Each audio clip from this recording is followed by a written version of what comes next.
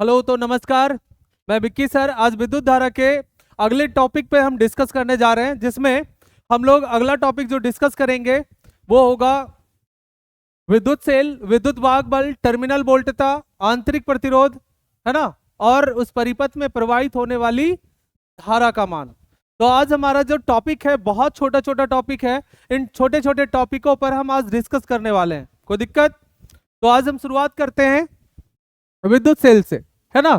तो अपना क्वेश्चन आज का जो रहेगा वो क्वेश्चन है कि विद्युत सेल किसे कहते हैं, विद्युत वाहक बल किसे कहते हैं, टर्मिनल वोल्टता किसे कहते हैं, आंतरिक प्रतिरोध किसे कहते हैं, तथा इस परिपथ में प्रवाहित होने वाली धारा का मान क्या होगा। तो हम लोग पॉइंट लगाते जाएंगे, एक एक करके हर एक चीजों को डिस्कस करेंगे। एनीबॉडी दिक्कत? चलो शुरू करते हैं। हमारा जो पहला आज का पॉइंट रहेगा वो रहेगा विद्युत सेल। कौन सा? विद्युत सेल।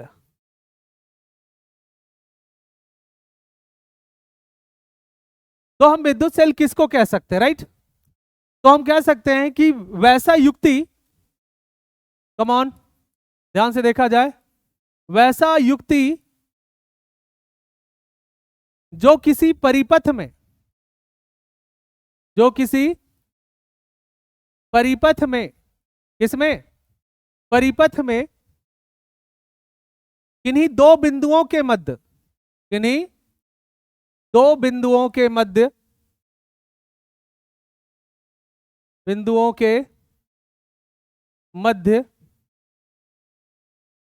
लगातार विभव के मान को, लगातार क्या? लगातार विभवांतर, या विभव भी बोल सकते हैं, विभवांतर ही लिख देते हैं, विभवांतर के मान को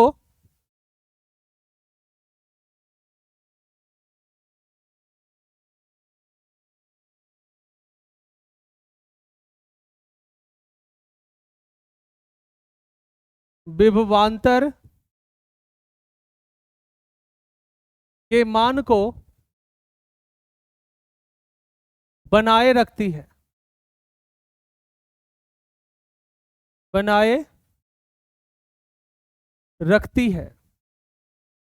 या आप एक और बात कह सकते हैं, या आप और एक और बात कह सकते हैं। क्या बात कह सकते हैं वो ध्यान देना। या करके हम कह सकते हैं एक और बात, या किसी परिपथ में, किसी परिपथ में लगातार, किसी परिपथ में लगातार विद्युत धारा का, विद्युत धारा यानी कि आई का प्रवाह निरंतरन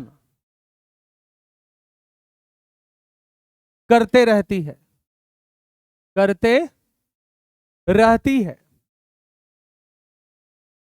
करते रहती है, उसे ही क्या बोलेंगे? विद्युत सेल कहते हैं। क्या कहते हैं? उसे ही विद्युत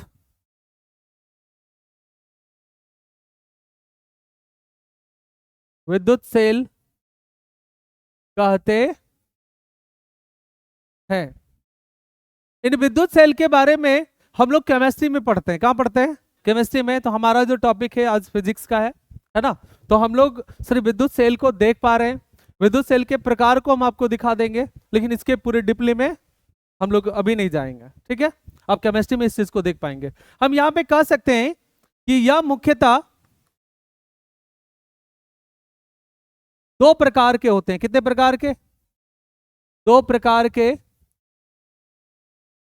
होते हैं। अगर मैं पहले की बात करूं तो पहले नंबर में हम कह सकते हैं कि पहला जो होता है प्राथमिक सेल। कौन सा सेल? प्राथमिक सेल। और आपका जो दूसरा होता है वो होता है द्वितीयक सेल। कौन सा सेल? द्वितीयक सेल। तो हम लोगों ने अभी सेल के बारे में पढ़ा। किसके बारे में पढ़ा? सेल के बारे में। तो इसके कहने का मतलब क्या है, पहले उस बात को हमें समझना भी है थोड़ा सा। बोला गया विद्युत सेल में कि वैसा युक्ति जो किसी परिपथ में किन्हीं दो बिंदुओं के मध्य, किनके मध्य? किन्हीं दो बिंदुओं के मध्य लगातार विभव को बनाए रखती है, या तो उस किसी परिपथ में लगातार धारा के मान को निरंतरण क्या करती है, करते रहती है। निरंतरण मतलब प्रवाह करते रहती है। जैसे कहने का मतलब ये कि अगर मैं इस चीज को एक डायग्राम की मदद से समझाने का प्रयास करूं तो मैं इस तरह कह सकता हूं कि सपोज करें कि एक परिपथ है और परिपथ में एक प्रतिरोध लगा हुआ है आर। क्या लगा हुआ है, प्रतिरोध क्या लगा हुआ है, आर। और ये प्रतिरोध के जगह पे हो सकता है कि टीवी हो, पंखा हो, कूलर हो, कुछ भी, है ना, यहाँ पे कुछ भी लगा हो सकता है। और इस परिपथ को आगे करेंगे और आगे करने के साथ इसमें एक स्विच लगाएंगे और स्विच लगाने के साथ यहाँ पर वो सेल लगाएंगे, सेल या बैटरी बोल सकते हैं इसको, सेल लगाएंगे इस प्रकार से। और सेल का एक तरफ प्लस टर्मिनल और दूसरे तरफ कैसा टर्मिनल होगा, नेगेटिव टर्मिनल होगा, राइट। अब यहां से क्या करेंगे, जैसे ही हम धारा इसके अंदर प्रवाहित करेंगे तो धारा प्रवाहित करने के पश्चात यानी स्विच ऑन करने के पश्चात इस बैटरी की मदद से इस परिपथ में धारा का निरंतरण प्रवाह होगा, नहीं होगा, यानी लगातार इसमें धारा क्या करेगी, प्रवाहित होते रहेगी। तो ये धारा का निरंतरण प्रवाह होना किसकी वजह से हो सका, इस सेल की वजह से। किसकी वजह से, सेल की वजह से। सेल बोलो या आप इसको क्या कह सकते हो, बैटरी, क्या बोल सकते हो, बैटरी या सेल। तो इस सेल की वजह से इस परिपथ में लगातार क्या हुआ, धारा का प्रवाह हुआ, लगातार क्या हुआ, धारा का प्रवाह हुआ। अब एक चीज और दिखा कि अगर मैं यहां पे बात करूं इस प्रतिरोध की, कि प्रतिरोध जो है कि किनके मध्य, तो हम देख पा रहे हैं कि प्रतिरोध ए और बी के बीच में है। तो प्रतिरोध अगर ए और बी के बीच में है तो इनके सिरों पर जो विभवांतर उत्पन्न होगा वो कितना होगा, भी। तो ये विभवांतर भी तो इसके सिरों पर लगातार बनी रहेगी।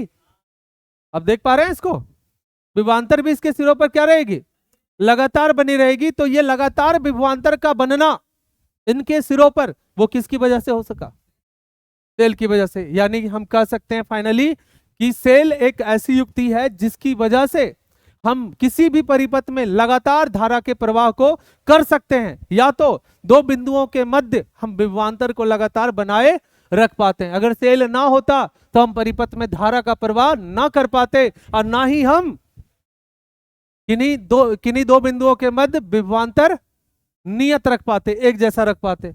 और जब ऐसा नहीं रखते तो हमारी कोई भी युक्ति सही तरीके से काम नहीं करती। तो उम्मीद करता हूं कि आपको विद्युत सेल आसानी से समझ में आया होगा। बोलिए आगे बढ़े। चलिए आगे हम लोग जो डिस्कस करने वाले हैं वो क्या डिस्कस करेंगे, विद्युत वाहक बल। कौन सा बल, विद्युत वाहक बल। तो विद्युत वाहक बल की ओर बढ़ते हैं और चलते हैं यहाँ पे। तो हमारा जो आज का अगला टॉपिक है 2 नंबर का, वो क्या है, विद्युत वाहक बल, राइट। आज हम लोग इस पे डिस्कस करेंगे, विद्युत वाहक बल पे। तो ध्यान देना है, हम ऐसा कर सकते हैं विद्युत वाहक बल में, विद्युत वाहक बल हमें आसानी से मिलता है। अगर कोई भी बैटरी है तो बैटरी का धन सिरा और ऋण सिरा के मध्य जो भी विभव देखने को मिलता है उसी को हम क्या बोलते हैं, विद्युत वाहक बल। बट इसको डेफिनेशन के मदद से थोड़ा सजा कर लिखेंगे। कैसे करके, सजा करके। तो हम लिख सकते हैं यहाँ पे कि यदि किसी बैटरी या सेल को, किसी बैटरी या किसको, सेल को परिपथ से, किसके साथ, परिपथ से ना जोड़े, परिपथ से ना जोड़े, तो बैटरी का, किसका, बैटरी का, बैटरी या सेल का धन तथा ऋण सिरा, कैसा सिरा, धन तथा ऋण, ऐसे लिख देते हैं, धन तथा ऋण सिरों के मध्य, ऋण सिरों के मध्य प्राप्त विभवांतर, कैसा विभवांतर, प्राप्त विभवांतर, प्राप्त विभवांतर ही क्या कहलाती है, विद्युत वाहक बल कहलाती है। क्या कहलाती है, विद्युत वाहक बल कहलाती है, विद्युत वाहक बल कहलाती है। इसे ना हम ई द्वारा सूचित करते हैं। किसके द्वारा? ई द्वारा। तो हम लिख सकते हैं कि इसे ई द्वारा सूचित किया जाता है, सूचित किया जाता है। यानी कहना क्या चाह रहा है पता है? हम किसी भी सेल या बैटरी को जब हम किसी परिपथ से ना जोड़े, जैसे मान लो कि ये अपना परिपथ है, पूरा देखते हैं एक बार फिर से, और यहां पर एक प्रतिरोध लगा हुआ है, क्या?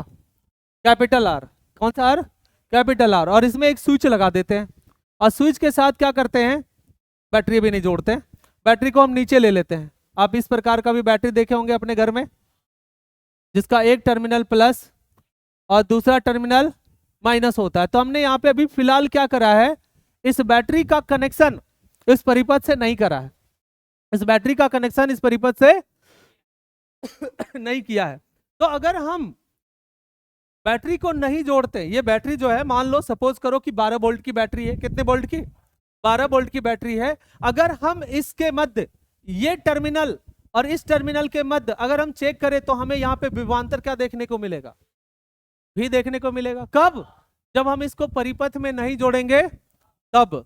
तो यहाँ पे इस वाले सिरा और ये वाले सिरा, यानी धन सिरा और ऋण सिरा के मध्य जब हम यहाँ पे चेक करेंगे वोल्टेज, तो हमें यहाँ पे इनके मध्य जो विभवांतर मिलेगा वो कितना मिलेगा? भी मिलेगा। अगर ये भी मिलेगा, इसी विभवांतर को ही हम क्या बोलते हैं? विद्युत वाहक बल। क्या बोलते हैं? विद्युत वाहक बल, जिसको हम किसके रूप में लिखते हैं? ई के रूप में लिखते हैं। किसके रूप में? ई के रूप में लिखते हैं। अगर हम इस विद्युत वाहक बल के मान को लिखे तो लिखने के पहले हमें क्या करना पड़ेगा? इसे ध्यान देना, इसको हटा रहे हैं। लिखने से पहले हमें क्या करना पड़ेगा? इस बैटरी को हम कनेक्ट कर देंगे किसके साथ? किसके साथ? परिपथ के साथ। एक तार लेकर हमने इसके साथ जोड़ दिया और इसका एक तार लेकर हमने इसके साथ जोड़ दिया। दिख रहा है? इस प्रकार से जोड़ दिया। और अब हमने क्या किया? स्विच को ऑन कर दिया। जैसे ही स्विच ऑन करेंगे तो इस बैटरी की मदद से इस परिपथ में क्या प्रवाहित होगा? धारा। इधर से भी जाएगी धारा, इस परिपथ से होते हुए धारा आगे गुजरेगी, इधर आगे आगे आएगी और बैटरी के ऋण टर्मिनल में क्या हो जाएगी? समाहित हो जाएगी। यही ना होगा? अब सुनना ध्यान से। लेकिन यहां पर एक बात है। क्या बात है पता है? जब हम बैटरी को जोड़ देंगे तो बैटरी को जोड़ने से पहले जब हमने विभवांतर चेक करा तो हमें वोल्टेज मिला कुछ ना कुछ। तो हमने जो वोल्टेज वहां पे पाया वो 12 वोल्ट का पाया। कितने वोल्ट का? सुनना, छोटी सी कहानी है लेकिन मजेदार कहानी है, सुनना आराम से। यानी कि जब हम बैटरी को बाहर रखे थे, इस वाली बैटरी को प्लस सिरा और नेगेटिव सिरा के मध्य जब हम विभवांतर चेक किए, तो अगर हमारा 12 वोल्ट का बैटरी था तो यहां पर हमें एग्जैक्ट मान देखने को मिला 12 वोल्ट। कितना वोल्ट? 12 वोल्ट। कब? जब इसे परिपथ से नहीं जोड़ा था तब। लेकिन जब परिपथ से जोड़ देंगे ना, तो अगर हम इसके सिरों पर, जैसे मान लो कि ए और बी के बीच में यहां भी तो विभव उत्पन्न होगा, तो यहां पर अगर आप विभव चेक करोगे ना बच्चा पार्टी, तो विभव का मान बदल जाएगा। विभव का मान क्या होगा? बदल जाएगा। यानी कि विभव का मान बदलकर आपका जो बैटरी 12 वोल्ट का था, यहां पे वोल्टेज कम दिखेगा। कैसा दिखेगा? कम दिखेगा। कैसा दिख सकता है? हो सकता है कि यहां पे जो वोल्टेज आपको दिखे 11.8 वोल्ट के समथिंग। सुन रहे हो? यहां पे जो वोल्टेज आपको दिखे, क्या दिखे? 11.8 वोल्ट, 11.5 वोल्ट, 11.6 वोल्ट, यानी कि 12 वोल्ट से नीचे दिखे। क्या दिखे? नीचे दिखे। अच्छा एक बात बताओ, हमने इस परिपथ में 12 वोल्ट का बैटरी लगाया, 12 वोल्ट की क्या लगाई? बैटरी लगाई। लेकिन जब परिपथ में इसको कनेक्ट किया और यहां पे जब चेक किया इनके सिरों पर वोल्टेज विभवांतर, तो वो विभवांतर हमें कितना दिखा? 11.8 वोल्ट। मान रहे हैं एक उम्मीद से हम लोग यहाँ पे एक वैल्यू मान रहे हैं इसके कि 12 वोल्ट की थी पहले, और जब हमने इसको परिपथ में चेक किया तो 11.8 दिखा। 11 पॉइंट क्या दिखा? 8 दिखा। तो एक्चुअल में इसके कमने के कारण क्या है बताओ जरा, कोई बता सकते हो क्या? कोई बता सकते हो कि अंदर में क्या हो रहा होगा? अंदर में बहुत कुछ होता है। यहाँ पे इस परिपथ में लगे, इस बैटरी से लगे जो जुड़े परिपथ है, यहाँ पर एक घोटाला होता है। क्या होता है? घोटाला। कैसा घोटाला? दिखाता हूं। घोटाला आप ऐसा देख सकते हो, एक घोटाला देखना। ये क्या लिखा पड़ा है? सरकार, है ना, हमारा जो गवर्नमेंट है उसकी बात कर रहे हैं। अब मान लो कि सरकार की तरफ से ना आज एक योजना चलता है। क्या चलता है? कौन सा योजना पता है? देखने के बाद पता चल रहा होगा। सरकारी योजना भाई, किसके लिए? घर के लिए। किसके लिए? नहीं चलता? एक योजना चलती है घर के लिए, यानी कि आपको घर बनाने के लिए कितने रुपए मिलते हैं? 2 लाख रुपए दिए जाते हैं। ठीक है, ये सपोज करो इस फंड के लिए सरकार हमें कितना लाख रुपया देती है? 2 लाख रुपए। ध्यान से देखना। और अब तुमको ना 2 लाख तो मिलेगा नहीं, 2 लाख जरूर दे देगा। ध्यान देना यहाँ पे पहले। तो यहाँ पे जो है सरकार हमें इसको घर बनाने के लिए जो खर्च देती है प्रधानमंत्री आवास योजना के अंतर्गत, वो 2 लाख का मिलता है। नहीं मिलता? लेकिन यहाँ पे क्या होता है कि ये स्कीम जो आती है ये हमारे सपनों में आती है। 2 लाख का कहां पे आती है? सपनों में। यानी कि जब हम किसी को कहते हैं ना कि मेरा नाम आया है घर बनाने के लिए तो 2 लाख रुपया हमको मिलेगा, किंतु ये प्रोसेस बहुत ज्यादा लंबा है। क्या लंबा है वो समझो। ये सरकार से जब आती है, सरकार के थ्रू, तो वहां से 2 लाख का पास होता है ना। ये आपके कहां पे पहुंचती है? ब्लॉक में। कहां पहुंचती है? ब्लॉक में। ब्लॉक यानी क्या? प्रखंड जो है अपना। जब प्रखंड में पहुंचती है ना, तो यहां से यहां तक आने में कुछ ना कुछ रुपए तो आते ही हैं, तो यहां तक 2 लाख तक आते हैं। लेकिन जब ब्लॉक से ये आगे बढ़ता है, कहां बढ़ता है? ब्लॉक से आगे बढ़ता है कहां? अपने विलेज में, यानी कि अपने गांव में। और गांव में किसको मिलता है? ग्रामीण को। किसको मिलता है भाई? ध्यान से सुनना एकदम, एक छोटी सी कहानी है। यानी कि जो लोग फायदा उठाते हैं इस चीज का उसको मिलता है। लेकिन इसके बीच में क्या क्या होता है पता है? इसके बीच में घोटाला होता है। क्या होता है? घोटाला। घोटाला किस प्रकार का होता है वो समझो। जब ये 2 लाख का स्कीम यहां से सरकार से ब्लॉक में आती है, तो ब्लॉक में आने के बाद ना यहाँ पे बहुत लोग बिचौलिए होते हैं। बिचौलिया मतलब बुझते हो? पैसा खाने वाला। तो ये क्या करता है? 2 लाख में करीब 30,000 रुपया खा लेता है ना। अब ये ब्लॉक से जब निकलता है तो आपके पास कितना होता है? 1.70 लाख। नहीं, इतना रुपया क्या होता है? बच जाता है। ठीक। और जैसे ही आता है गांव के पास, तो गांव के पास भाई जानवे करते हो, फिर आता है मुखिया, सरपंच, बहुत सारे लोग होते हैं। अब क्या करते हैं? जब ये गांव में आता है तो यहां भी क्या होता है? कम से कम 20,000 का घोटाला होता है। नहीं होता? 20,000 का क्या होता है? घोटाला। इधर कितने का हुआ? 30,000 का। तो भाई साहब ये आते आते, रास्ते में आते आते इसके पैसे क्या हो रहे हैं? घट रहे हैं। इसके पैसे क्या हो रहे हैं? घट रहे हैं। तो एज ए लाइक दिस, बिल्कुल ये परिपथ वाला कहानी है ना। पहले यहां 12 वोल्ट था, जो हमने बैटरी लगाया था वो 12 वोल्ट का था, लेकिन ये परिपथ में जैसे जैसे आगे बढ़ता गया वैसे वैसे धारा का मान यानी विभवांतर क्या दिखा? घटता हुआ। तो यहां से कुछ दिख रहा है आपको? दिख रहा है नहीं? बिल्कुल उसी तरह दिख रहा है। लेकिन जब ये यहां से आता है, जिसको मिलता है ये पैसा, तो इसको पास जो पैसा मिलता है वो कितने का मिलता है? 30 और 20 इसमें माइनस हो जाता है, यानी कि 2 लाख में आपका 50,000 रुपये घट जाता है। और इस इंसान को इतने लाख रुपए घर बनाने के लिए मिलते हैं। किस लिए मिलते हैं? घर बनाने के लिए कितने लाख मिलते हैं? 1.5 लाख। यानी कि इसके पास जो घोटाला हुआ वो कितने का हुआ? 50,000 का। तो 50,000 का जो घोटाला हुआ, तो हमने यहां पे जाना कि किसने किया। यहां पे जो 50,000 का घोटाला हुआ किसने किया वो हमने जाना, नहीं जाना।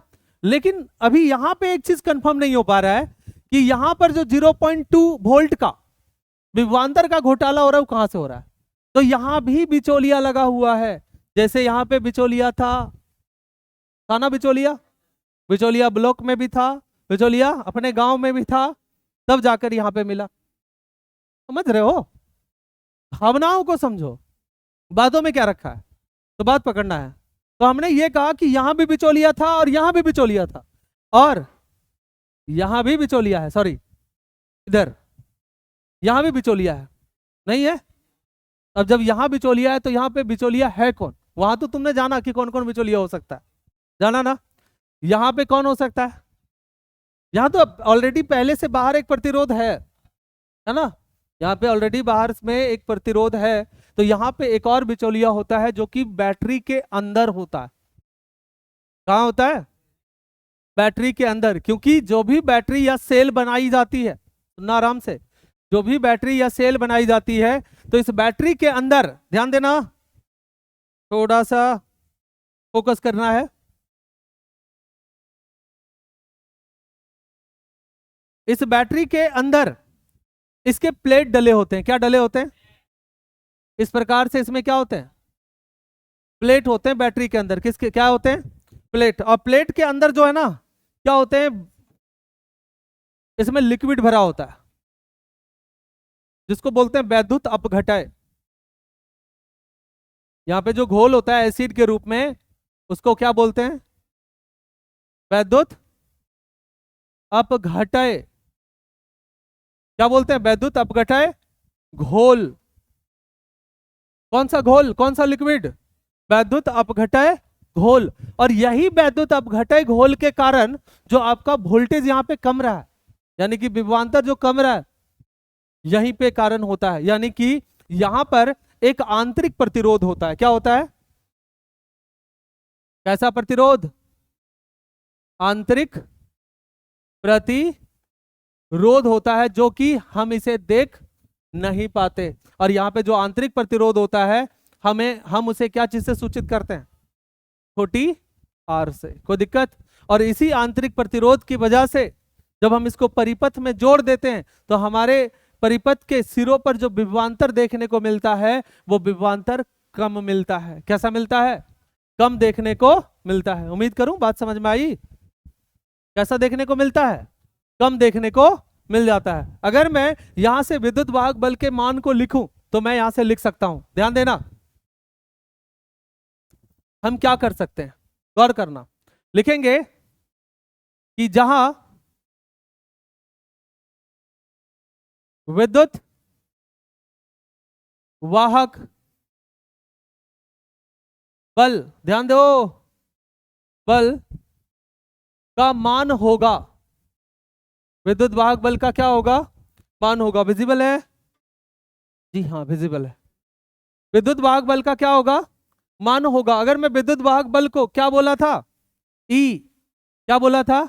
ई। अब देखो ई का मान अगर हम लिखेंगे तो हमने इसे परिपथ में जोड़ा है ना, हमने इसे किस में जोड़ा है? परिपथ में। जब परिपथ में इसे हमने जोड़ा ही है तो धारा ऐसे जाएगी और इस प्रतिरोध को होते हुए जाएगी, फिर आगे बढ़ेगी और ये आंतरिक प्रतिरोध से भी होते हुए जाएगी। तो हम यहां से जो विद्युत वाहक बल का मान लिखेंगे, तो भाई अगर बताओ कि ये जो आपके पास खर्च था, ध्यान देना जरा सा, इस जो ग्रामीण लोग थे, लोग के पास कितना रुपया पहुंचा? 1.5 लाख। कितना लाख? 1.5 लाख। लेकिन सरकार की तरफ से स्कीम कितने का था? 2 लाख का। अब बताओ कि ये पेपर वापस जाएगा सरकार के पास, क्योंकि अगर उसने पैसा दिया घर बनाने के लिए तो उसके हिसाब किताब को भी तो लेगा वो। लेकिन जब लेगा तो उसे क्या किया जाएगा? यहां पर जब इसके पास वापस हिसाब आएगा पूछने को सरकार के पास, तो इसको सरकार को ना 2 लाख का पूरी हिसाब दिया जाएगा। कितने लाख का? 2 लाख का। यहाँ पे कोई भी घोटाला वाला रुपया नहीं शो किया जाएगा। बात समझ में आ रहा है क्या बोल रहे हैं हम? यानी कि वापस जब यहां से बना जाएगा, नहीं आता है फोटो, कैमरामैन फोटो खींचने के लिए, है ना, आपके घर को फोकस करता है, करता है नहीं करता है? तो वहां पे फोटो खींचता है इसलिए क्योंकि वहां पे घर बन रहा है या नहीं बन रहा है उस चीज को देखने के लिए। कोई दिक्कत? तो यहां से जो हिसाब वापस जाता है इसके, तो वो 2 लाख के जाते हैं। कितने लाख के जाते हैं? लेकिन बेचारा को मिला कितना? 1.5 लाख। कितना मिला? 1.5 लाख। तो भाई यहाँ पे ऐसा कैलकुलेशन होता है कि सबको मिला जुला के जोड़ना पड़ता है। तो इसी तरह हम यहाँ भी जब विद्युत वाहक बल के मान को लिखेंगे तो हमें सारे हिसाब किताब को मिलाना पड़ेगा। अर्थात इस बैटरी का जितना वोल्टेज था, कितना वोल्ट था? 12 वोल्ट, तो 12 वोल्ट हमें पुराना पड़ेगा। तो 12 वोल्ट जब पुराओगे तो आपको यहां से देखो कैसे पुराना है, आई, और जब किससे गुजरेगी, प्रतिरोध से, तो यहाँ पे क्या हो जाएगा, आई इंटू आर, क्या हो जाएगा, आई इंटू आर, प्लस जब यहां से धारा आगे बढ़ेगी और धारा बढ़ने के साथ बैटरी के अंदर जाएगी तो वहां पे किस प्रतिरोध को पार करेगा, छोटी वाले आर को, तो यहाँ पे क्या हो जाएगा, आई इंटू छोटी आर, और ये हो जाएगा विद्युत वाहक बल का फॉर्मूला। एनीबडी दिक्कत है, बोलिए दिक्कत है क्या। इसको मान लेंगे समीकरण संख्या कितना, एक। यहां से एक और काम कर सकते हैं, यहां से क्या कर सकते हैं, एक और काम, क्या काम करेंगे, ध्यान देना।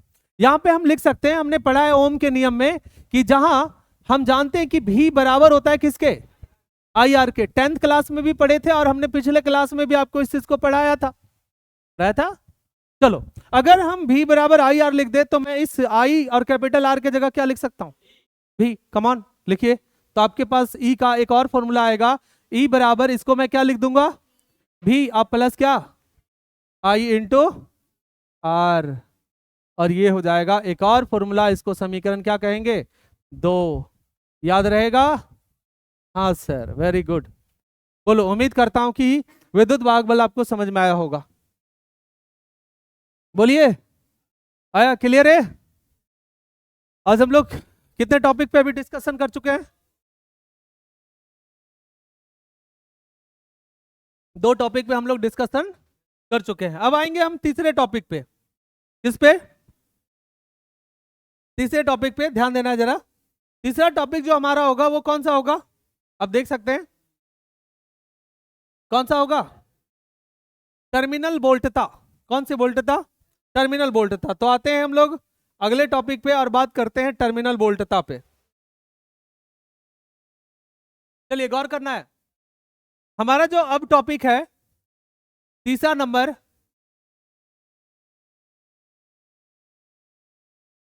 टर्मिनल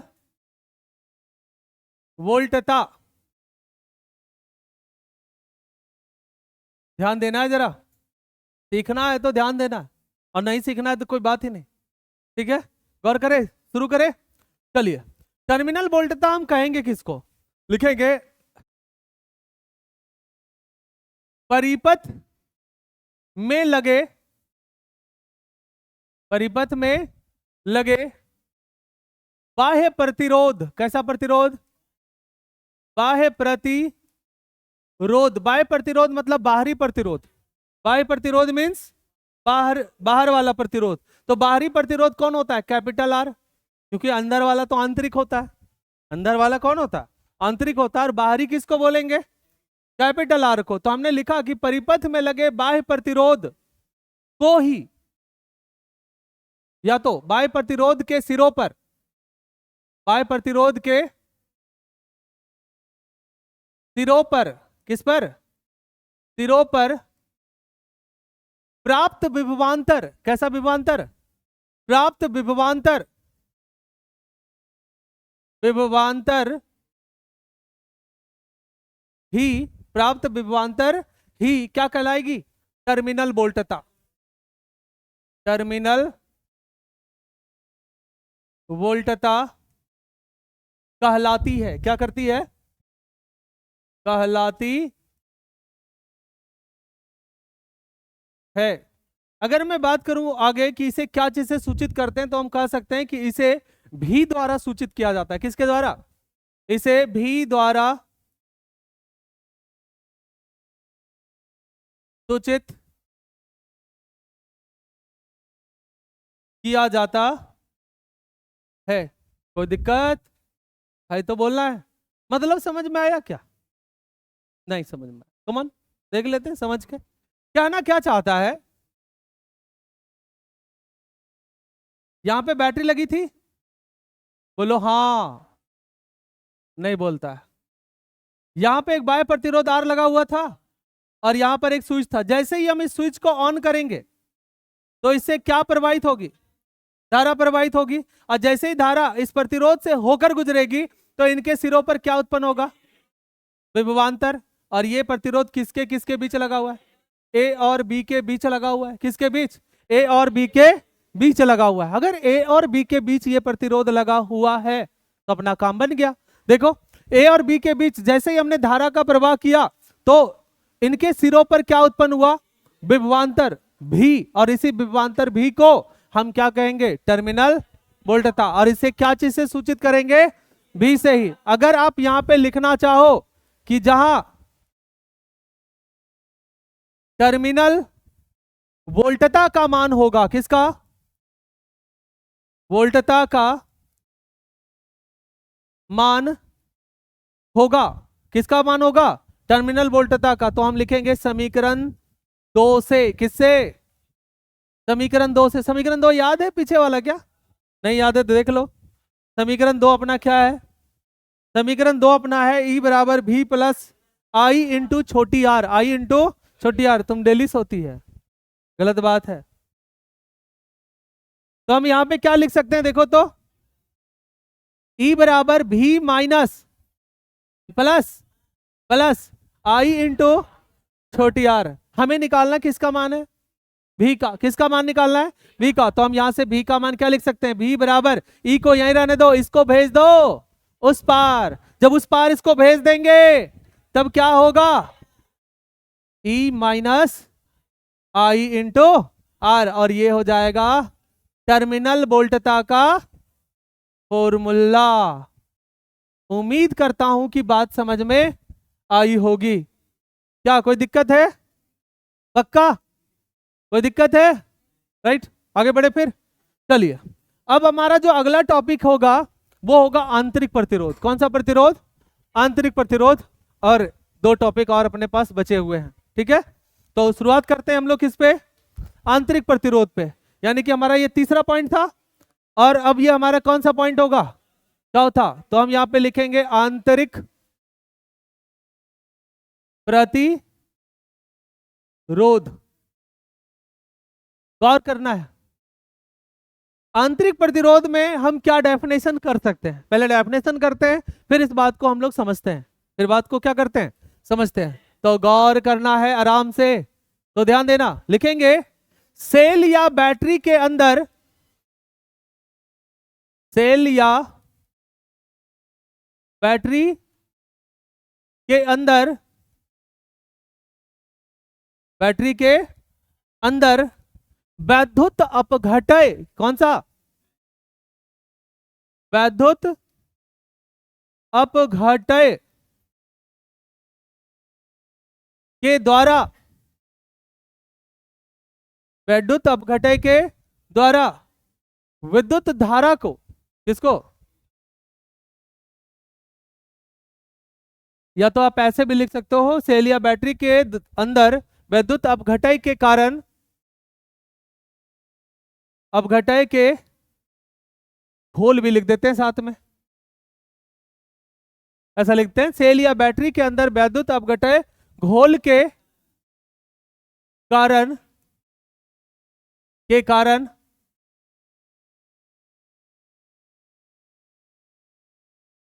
वैद्युत धारा का,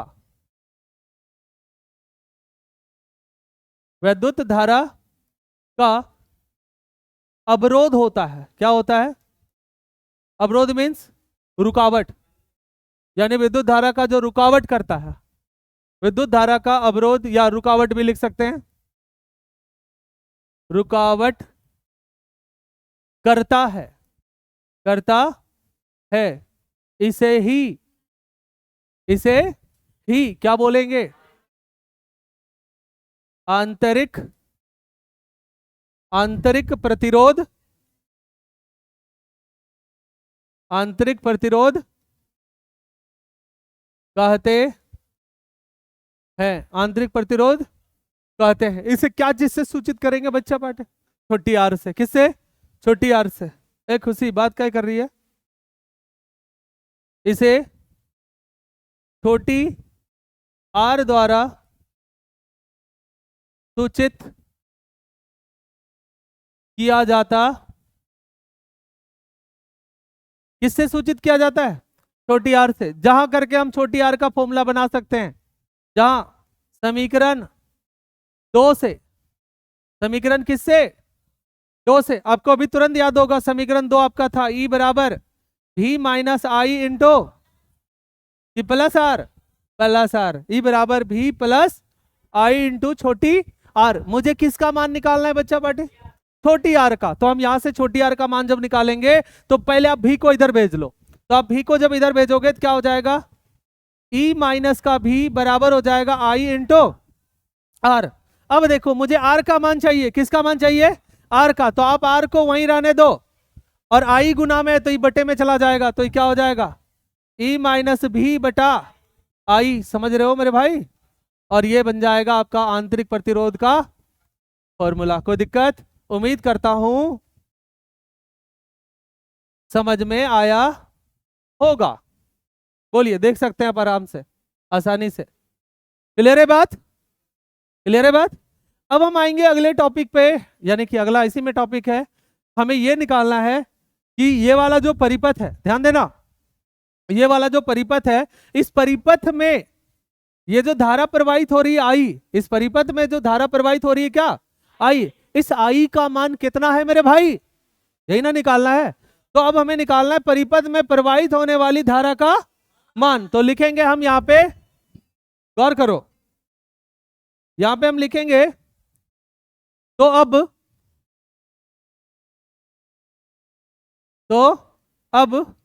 परिपथ में प्रवाहित होने वाली धारा का मान होगा, धारा का मान होगा। अगर परिपथ में प्रवाहित होने वाली धारा का मान अगर हम निकालते हैं तो हम यहां पे लिख सकते हैं समीकरण किससे? समीकरण किससे? 2 से नहीं, 1 से कर लेते हैं। किससे करते हैं? समीकरण 1 से। समीकरण 1 से अगर हम चलते हैं, समीकरण 1 से हम चलते हैं तो समीकरण 1 अपना क्या था? E बराबर आई इंटू कैपिटल आर इंटू आई इंटू छोटी आर। आई इंटू क्या? छोटी आर। तो अगर मैं यहां से आई को कॉमन कर लूं तो यहां पे क्या मिलेगा? आर प्लस छोटी आर, आर प्लस छोटी आर। अगर मैं यहां से धारा का मान निकालूं तो आई को यहीं रहने दो, तो ई बटा क्या हो जाएगा? आर अपॉन छोटी आर। बोलिए, किन्हीं को कोई दिक्कत है? और यहां से हमें क्या निकल जाएगा? परिपथ में प्रवाहित होने वाली धारा का मान। किसका मान? धारा का मान। उम्मीद करता हूं कि आज का छोटा छोटा छोटा प्यारा सा टॉपिक समझ में आया होगा। कोई दिक्कत है? यहां से एक चीज और कर सकते हैं हम लोग, जहां करके लिख सकते हैं इस बात को। क्या करके? जहां करके। जहां करके क्या क्या लिख सकते हो कि ई को क्या कहते हैं? ई को बोलते हैं विद्युत वाहक बल। ई को क्या बोलते हैं बच्चा पार्टी? भी को क्या बोलते हैं? टर्मिनल वोल्टता। टर्मिनल वोल्टता। और क्या था अपना? Capital R. ई क्या था? बाह्य प्रतिरोध। कौन सा? बाह्य प्रतिरोध। और छोटी आर क्या था? आंतरिक प्रतिरोध। और आई क्या था? परिपथ में प्रवाहित होने वाली क्या चीज? धारा। और कुछ था क्या? और तो कुछ नहीं है।